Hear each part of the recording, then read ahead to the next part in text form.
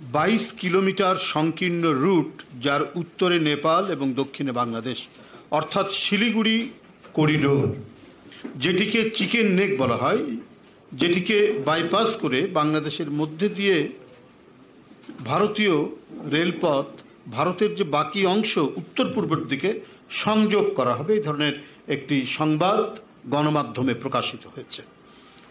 বাংলাদেশের ভেতর দিয়ে ভারতের সামরিক এবং বেসামরিক পরিবহনের জন্য, পণ্য পরিবহনের জন্য বাংলাদেশের বুকের উপর দিয়ে রেল লাইন নেটওয়ার্ক তৈরি করার উদ্যোগ গ্রহণ করেছে ভারতীয় রেলওয়ে বোর্ড।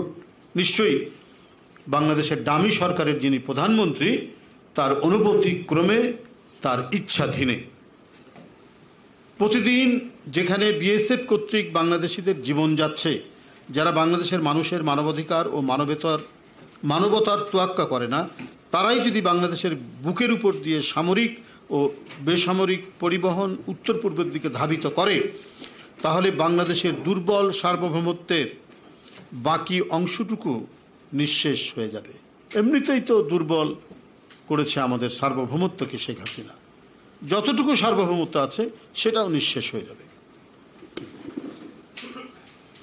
যারা বাংলাদেশের জনগণের বিরুদ্ধে গণহিংসার মনোভাব পোষণ করে, ভারতের স্বরাষ্ট্রমন্ত্রী অমিত শাহ বলেছে বাংলাদেশের মানুষদের উল্লেখ করে যে উই পোকার মতো, যে ভারতে যে সমস্ত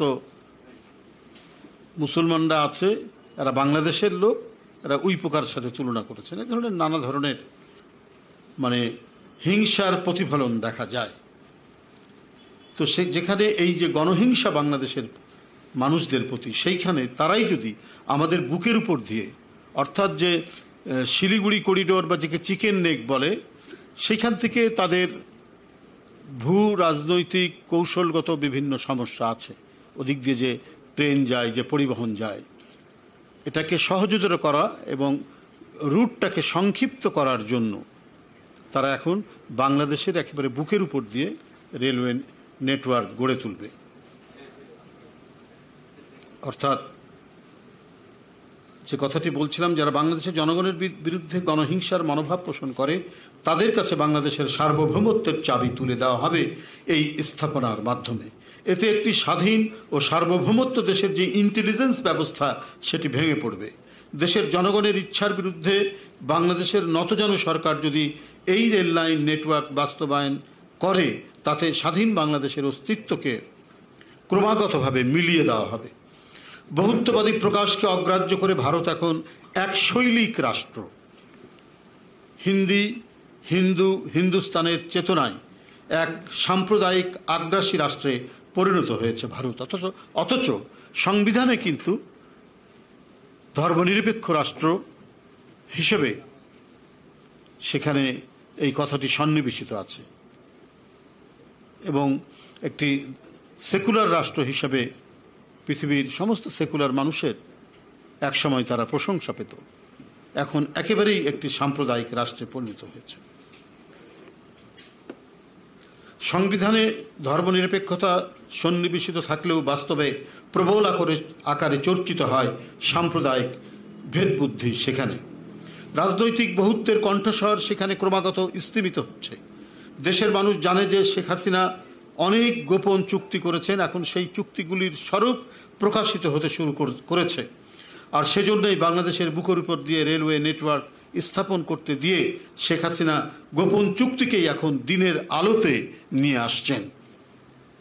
জনগণের মতামত ছাড়াই শেখ হাসিনা নিজের অহংকে বাস্তবায়িত করতে দেশের ভেতর দিয়ে রেলপথ নির্মাণের অনুমতি দিচ্ছেন শুধুমাত্র নিজের অবৈধ ক্ষমতার নিরাপত্তা নিশ্চিত করতে, কারণ তিনি ভোটারবিহীন ডামি নির্বাচনের প্রধানমন্ত্রী।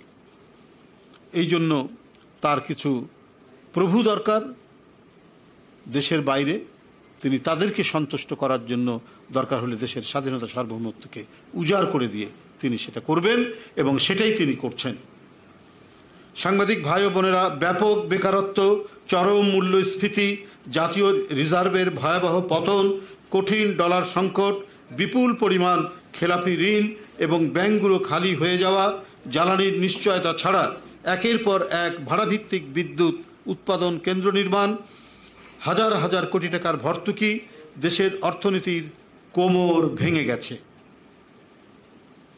ব্যক্তিগত আয় ও জীবনযাত্রার মান দিন দিন প্রকট হচ্ছে। দেশে আর্থিক খাত এখন সবচেয়ে বিপর্যস্ত ও নিরাপত্তাহীন। নৈতিকতাহীন, অপচয়, অনিয়ম, দুর্নীতি ও অব্যবস্থাপনার কারণে ব্যাংক খাত এখন খাদের কিনারে। ভয়াবহ আর্থিক খাতের দুরবস্থা থেকে মানুষের চোখ সরানোর জন্য সরকার এখন নানা তামাশা ও চক্রান্তের আশ্রয় নিয়েছে। এবারের ঈদ মানুষের নিরানন্দে দিন কাটিয়েছে। গরুর হাটে কেনাকাটা ছিল কম। ব্যাংক থেকে ঋণ নিয়ে গরু খামারিরা গরু বিক্রি করতে না পেরে চরম দেনাগ্রস্ত হয়ে পড়েছে, কারণ মানুষের হাতে টাকা নেই। তাই দখলদার সরকার জোর করে টিকে থাকার জন্য জাতীয় স্বাধীনতা ও সার্বভৌমত্ব বেচতে শুরু করেছে। বাংলাদেশ ভারত সম্পর্ককে ডামি প্রধানমন্ত্রী শেখ হাসিনা ভূস্বামী ও প্রজাভৃত্যের সম্পর্কে পরিণত করেছেন। যারা রক্তোন্মাদগ্রস্ত প্রায় প্রতিদিনই সীমান্তে আমাদের লোক হত্যা করছে, তাদেরকে সব উজাড় করে দেওয়ার পরিণতি হবে ভয়াবহ। শেখ হাসিনা বাংলাদেশের জনগণকে হতভাগ্য শ্রীগালের সান্ত্বনার মতো পরিস্থিতিতে দিন কাটাতে সবক দিচ্ছেন। আপনার মনে আছে, শ্রীগাল যেমন আঙ্গুর না পেয়ে আঙ্গুর ফল টক বলে সান্ত্বনা পেয়েছিল, ঠিক শেখ হাসিনাও যে আমরা সিঙ্গাপুরের পর্যায়ে চলে গেছি, আমরা ইউরোপের পর্যায়ে চলে গেছি, আবার এটাতেও যখন কিছু কাজ হচ্ছে তখন বলছে আমরা সিঙ্গাপুরকেও ছাড়িয়ে গেছি, আমরা কানাডাকেও ছাড়িয়ে গেছি। এইভাবে দারিদ্রতা ক্লিষ্ট জনগণকে, চরম আয় বৈষম্যের শিকার সীমিত আয়ের মানুষকে তিনি সেই শ্রীগালের সান্ত্বনা সবক দিচ্ছেন। কিন্তু তাতেও যে কিছু কাজ হচ্ছে না, এই কারণেই শেখ হাসিনা জনগণের উপরেই চরম বিরক্ত, জনগণের উপরেই তিনি খুব ক্ষুব্ধ। মানুষের মত প্রকাশ ও বাক স্বাধীনতার আরও বিপজ্জনক পরিস্থিতির মধ্যে পড়তে যাচ্ছে বলে বিভিন্ন আন্তর্জাতিক সংগঠন অভিমত প্রকাশ করেছেন। টিআইবি, আর্টিকেল 19 তারা এই সমস্ত অভিমত ব্যক্ত করছেন। আন্তর্জাতিক অধিকার গ্রুপগুলো ডিজিটাল নিরাপত্তা আইনের যে ধারাগুলো বাতিলের দাবি জানিয়েছিল, সেই ধারাগুলোকেই সাইবার নিরাপত্তা আইনের বিধিমালার অন্তর্ভুক্ত করা হচ্ছে। সাইবার বিধিমালা আইন যেটা করেছেন, সাইবার সিকিউরিটি অ্যাক্ট, এটা কেন? এটা তো একটা চরম ধাপ্পাবাজি। কারণ ডিজিটাল নিরাপত্তা আইনের আরেক নাম হচ্ছে সাইবার সিকিউরিটি অ্যাক্ট, অর্থাৎ একই মুদ্রার এক পিঠ আর ওপিঠ। শুধু জনগণের সাথে ধাপ্পাবাজি করার জন্য তিনি ডিজিটাল নিরাপত্তা আইনটাকে সাইবার সিকিউরিটি অ্যাক্ট হিসেবে তিনি গণ্য করেছেন। এখন